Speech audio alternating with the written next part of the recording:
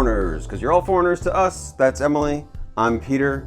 Be kind to your foreigners, because they're the only foreigners you've got. They're the only foreigners you got. That's a beautiful sentiment. And today we're filled with mixed emotions because we had such a nice day yesterday. And then we woke up and we found out, for those of you, particularly in America, I guess, because that's where most of our connections are, did not. Yeah, which, I mean, you already know that. It was actually a shock to us that seemingly overnight something really changed in the tone of how people are treating the coronavirus. But, I mean, since you already have that experience, we're not going to speculate on that. We're just going to tell you, how we got through it. I don't know how you're living your life. But yeah, so we had like a fantastic day yesterday. We finished a screenplay that we've been working on. I did a full back bend, which is like a thing I've been working on in my coronavirus vacation. What else happened? Oh, I joined a jazz band. Which I'll go to my first practice tomorrow. Maybe you'll never hear of that again, or maybe that's how I become famous. Yeah. There's no in between. We'll invite you back onto the New York stage, straight back onto Broadway. Yeah. I don't know if a lot of jazz happens on Broadway. Probably not. Lincoln Center. See you there. See you there. I like that theater at Lincoln Center. And our cleaning service sent out a bulletin that they're starting service again. And the funny thing about that note was, it was like a long missive of like, a lot of it is like how they're maintaining hygiene within their offices and what precautions they'll take so that their employees are not bringing virus into your home. But they were like, remember, you haven't had a cleaning person in like a couple months now because we haven't been able to come. So adjust your order accordingly. If you need to have 2 or 3 people come this time, you should. To be fair. Yeah, and there's going to be a lot of people. Yeah. Making that call. We're ordering. We're going to order too as soon as our apartment housing complex lets people in.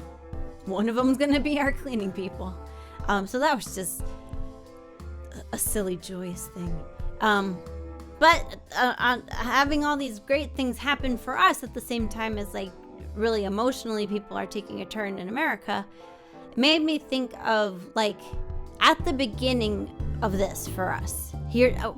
This is maybe we are an advice channel because I keep saying we don't give advice, but I have some advice, and we don't give advice, but I have some advice. They drag us back in. Yeah, it is so scary at the beginning, not just because you might die, and I'm not gonna undersell that. You might. Yeah, you might. You probably have looked up the percentages, but we didn't. Yeah, statistically, you might. You probably won't. I can't.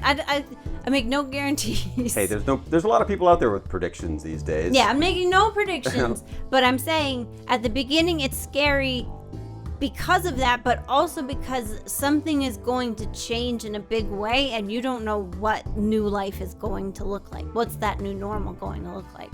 So I don't know if that makes you feel better, but it is like next week you'll get used to new normal and you'll have made the adjustments. And that normal change like every day. Yeah. Again, we keep saying our last one. We joke that this was our last coronavirus one, and we keep trying to move on to do other things. But this is what we wake up and we talk about. So that's what we're going to talk about. Yeah. Here we have other things going on, but for God's sakes, this is what everyone is worried about, including us, because now that it's shifted from us. And we're okay. Yeah, hopefully it'll stay that way. But now it's moved back home and around the world to people that we care about, and even some of our very few listeners that have been with us the whole time, and to see it shift from us of people going like, I hope you're okay, to like, oh well, we hope you're okay now because yeah. And in the beginning, I did a lot of like communicating with various people here about friend things, but also logistical things of living my life. And I would sign off because this feels American to me. Maybe it's just me, but oh, hope you and yours are well kind of thing. Mm-hmm. And I did that with one of my coworkers, my Chinese coworkers, And she wrote back like, "Oh, don't worry, everything's gonna be okay." Like, oh, that was just a nicety, but that's also very nice of you to send Now back. that you bring it up. Yeah. But yeah, it's a big, whatever is happening is the unknown is kind of part of what's scary, and the unknown will become known. And that's, I know this from coronavirus, and I also know this from when you were in the hospital, is the hardest part was when you didn't know what was going to happen. Mm-hmm. Even if something bad does happen, at least you know it and you can act. That's how my personal psychology reacts. You may be different, but like other psychologies may be available. Yeah. But I mean, you gotta find a way to social distance. I know it's an economic mess because the United States, half the population is scared of socialism, but you're missing out on containment. The issue is going to be if the hospitals get overwhelmed. And so I saw an explanation of this, that social distancing is how there's no way, you can't stop the spread at this point. You need to slow the spread so that less people need treatment at once. And social distancing is how you do that. I've been saying that my whole life. Yeah. Well, I've had exchanges and we've said ourselves of like, self-quarantine is so easy. We hate going outside. But it does feel different to say like, I got invited to a party tonight and I'm not going versus like, I am not allowed to leave the house. You would rather be invited than... Yeah, I'd rather refuse than like be commanded not to go. Yeah. That, again, different psychologies may be but available. the social aspect of it, like I think part of what helped us get through is when you go down to the gate to pick up your food, a new normal. Yeah, when you go down to go pick up water, a new normal. Yeah, when you get your temperature beeped at the grocery store. Is when you see our neighbors and they're out with their dog who has a mask on. Yeah, and I didn't get any pictures, but dog mask me. They're out there. Here. and you stop and say a few muffled words to your neighbors. And from a couple feet away. From 1 meter, at least. Yeah. But that actually is really helpful. Like even if it's only every couple of days, just to go out of the house and see another person from a meter away to say like, hey, how you doing? Everything's good. The kids are doing this. And like no one is actually freaking out. We didn't see one person freaking out in our entire neighborhood this entire time. Yeah. And I think it's because it's well, I mean, it's a neighborhood. Everybody buckled in and we participated. Mm-hmm. And I just commented this to one of our commenters of like, it was a community effort to not get sick. Mm-hmm. And that's kind of maybe what people are scared of. That's what I would be scared of in the United States, is that our community is very fractured right now and no one, well, politics, but that you need to come together as a community. If you have a small business, do your best to facilitate working from home, and if you're in a management position to authorize paid sick days, do it. You're not gonna. You need to. If this is not going to be a disaster, you have to do the things. You have to pick up the slack that's not being done. Yeah, everyone here was worried and is still worried about their jobs. Yeah. Like it's not like a thing that just goes away. It's a matter of over time putting in the work, just like anything. Like everyone always wants the easy solution. Where do I get my $1 million? Where do I get my boat? Where do I get my mask from? Try working for it. Not that we're like bootstrapper kind of people by any means, but like you just every day is a little bit more and a little bit more, and you hope for the best. And I feel like I'm jumping all over the place, but it is all interconnected because again, 80% of cases are mild, but that still leaves 20% of cases that need treatment. And the death rate goes up when treatment is inaccessible, whether that's because the hospitals are overcrowded or, that's the reason. There you go. That's why it would be inaccessible to you. Well, and not to get into the politics of it, but leaving anybody behind is not acceptable. Like, no. Yeah. We don't just say like, well, it doesn't affect some people. Well, how about it doesn't affect you? How about it does affect you? Let's see how it happens then. Logan's Run wasn't like an aspiration. Yeah. But yeah, so it's important. You have to make the safety precautions work as best you can. If you can afford to stay out of work because you're sick, do it. If your employer gives you paid sick days, take them. If you are an employer, give paid sick days. The way that we keep this less deadly is by managing the spread, because you missed the boat on containment. And then more what I can speak to, this is mostly just based on, the reading I've done. I read a lot. But what I can speak to... Preach to me, Rita! is once you're staying inside, like I said, even if you're a homebody, it gets difficult when you realize you haven't been outside in like 6 days. Because in the beginning, it was even like kind of an existential terror of like, it's different if you're refusing to go to a party than if you don't have any parties to go to, and you're like, what did I even come here for? What did I even get out of bed? And when you just look out the window in the morning and at night, and it's the same nothing in the street. Yeah. And that's where the neighborly interactions are helpful, and the online, I feel like that I never got into WeChat before this instance, and now like every night I scroll through to see what everybody's up to, because in the beginning it was like we would see families made little ping pong tables out of their coffee tables, and like the creative things they were doing to keep occupied inside. And so that, like, again, social distancing means you are physically alone, but you're not alone if you maintain those connections.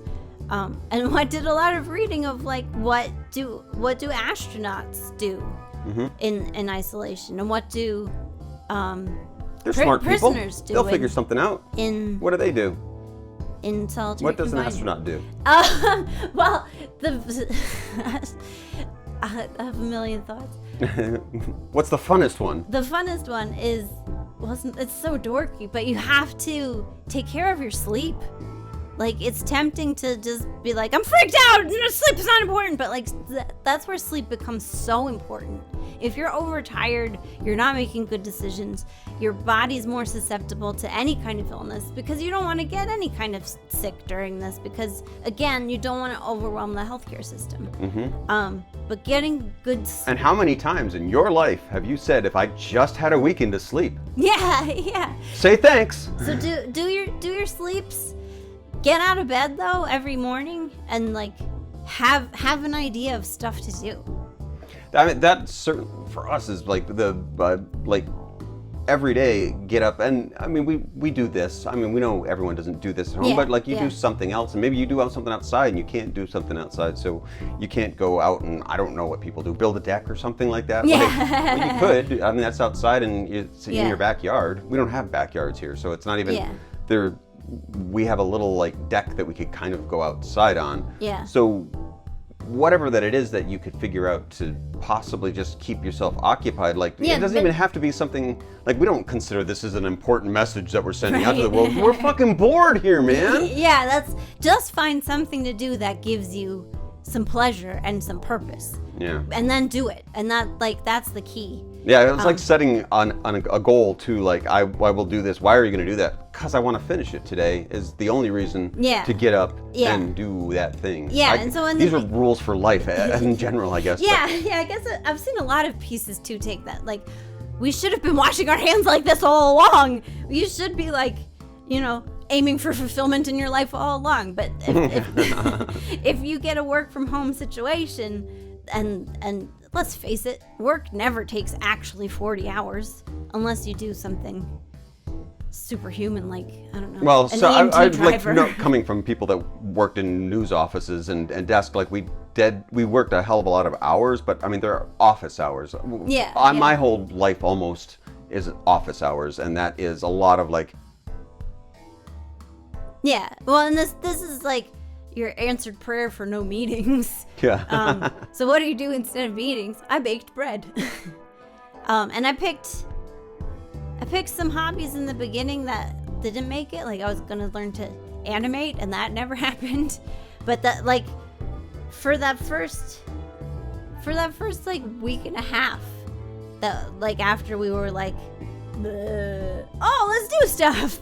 I wrote in my little bullet journal like, get out of bed and make bread. If you do nothing else today, just do that. And some of the stuff that we have, I mean, we've always got plenty of things that we want to be doing, and we had a whole roster of things that were on our list to do before coronavirus, and then it hit, and we were like, oh, I can't do those things. I don't even want those things attached to what I do. So we had to shift and make up new things to do. Yeah. And, you know, some of them are similar, like doing vlogging or whatever, but like, but even that had to switch of like, we definitely can't go outside and vlog. So, and even if we could, there's nothing out there. There's like, hey, we want to look at my big stupid head, and like there's empty streets behind us. Oh, and over there too. Like, so we switched to what we're doing now, and we found actually a lot of really helpful things that we're going to use in the future for using a studio, and we learned a bunch of new exciting different techniques, and and like silly stuff, like I was doing an exercise routine that like relied on going outside and using our community pull-up bars and parallel bars that like obviously were out of bounds once we weren't supposed to be going outside. So that's where I was like, you know what, I'm gonna perfect my back bend. And it was like, I didn't think I would, even yesterday, it wasn't like a progress of like, okay, today's the day I do it. Right before I did it, I was like, okay, you're not gonna do it, but just try 3 times. And then I got up on the first try, and I was like, I yelled for Peter. I was like, I'm doing it. Well, what's happened? But that's because I could like put in that sustained overtime effort, and it was like, you know, make a goal you'll succeed at, I guess. Which again is like tips for life, but it becomes even more important when you don't have outside input into how your life is going. Yeah. And this, we're not inspirational people. We don't walk around like with dream catchers and crystals saying like, you guys got to get out there and try. No. I mean, if anything, we're darn close to being pessimistic anarchists that would usually our cry is like, let's kick it over. Yeah. But I mean, having gone through something that is, and not the first tragedy in our lives by any means, but like, but the weirdest, I guess, is the thing. Like, it's something that is both terrifying and you have no control, and yet is boring as hell at the same time. Yeah, because if you are quarantined, if you are working from home, if you are like, I don't imagine that the U.S. is going to ration grocery store shopping like they did here, but maybe they should. You all are buying all the toilet paper. But that you go from like having your life defined by so many outside forces, like your job, your commitments to other people outside your house, classes that you take, or social obligations, people on the road, all of that goes away, and you have to like define every moment for yourself, which does take some effort. So to the existential quandary that you may be facing after you calm down, that's what to do, is like make conscious decisions, live an examined life. Yeah, there's so much about read some Thoreau. There's so much about being trapped in amber in a situation where you can't do anything. I mean, that's why they it's a punishment in prisons, like what you started to say before. Well, that's what I was gonna say, is like astronauts are chosen for their resilience, so that was like a very positive, like, do these kinds of protocols, but then like people in solitary are not chosen for their resilience. They, you know, resistance. So they may have more advice, and the advice I saw was like very like, it was the same, like, establish your routine, do your exercises. If the guards come, get any social interaction out of that you can. Which, you know, I already thought that what's that called? Solitary confinement was cruel. Now I really think that. But that, again, like the people that we've... It's not exactly what we're talking about. The people that we have seen. When we go across, we've talked about Mr. Saxophone. Before, like, just being able to like walk past, and he's probably down there. He might be down there right now. Yeah. Just waiting for somebody to go by to be like, Yeah. You gotta find your social interactions where you can, because even if you're shy, even if you're introverted, and believe us, we are. It did get to a point where it was like, hi! Oh, is someone there? Hi, hello. Puppy dog all over the place. Just to go to the grocery store. Yeah. Oh, so you got some soap. Yeah. Will you measure my vegetables? Thank you. Leave us alone. Yeah. Yeah, it's not, it's just a weird situation, and going into it with the healthiest possible. Come up with games. You have families. Yeah. You have kids. Like, you're just going to play a lot of games. People are going to get annoyed with each other, and Yeah. you know, it's like any kind of like a summer day or something like that, when it's been hot out for the whole week and people are in the streets. Yeah. And they're angry with each other. Yeah. Like these situations are not something that anyone's prepared for. Yeah. Like, you can buy all your toilet paper, you can suck your toilet water through a filter, or you can buy a helmet or a tank or whatever you want. Like, you're still not going to be ready to be a human being. Like, we're not made to be this way. We're made to be social people. Well, and again, like I said in our last or more ranty video, like a nation of preppers is not a successful nation. That's not a successful society, and it is like. That's frontier land. I don't want to go back to frontier land. It sounds contradictory to say that, like, the social distancing has to be a community effort, but it is. We have to support each other, especially if you can't trust the people at the top. You have to make it happen in your community, and that's not easy. I'm not going to tell you it'll be easy. Just like I can't promise you won't die. I can't promise that it will be easy. But you're not even, I mean, you know, you're going back to work next week. Maybe. And you're joining a jazz band tomorrow. Yeah. Maybe. Everything is a maybe. Yeah. And so, like. Well, that's what life in China has prepared me for more than ever. Of like. Yeah, we've got 8 years of like, maybe it'll happen, maybe it won't. Everything in the future is a maybe. Yeah. And. The existence of the future is a maybe. Ooh. But I don't know. Yeah, is it? What? No, say it! Do it! Get us out of here! Stop yelling at me. Noodles, see you.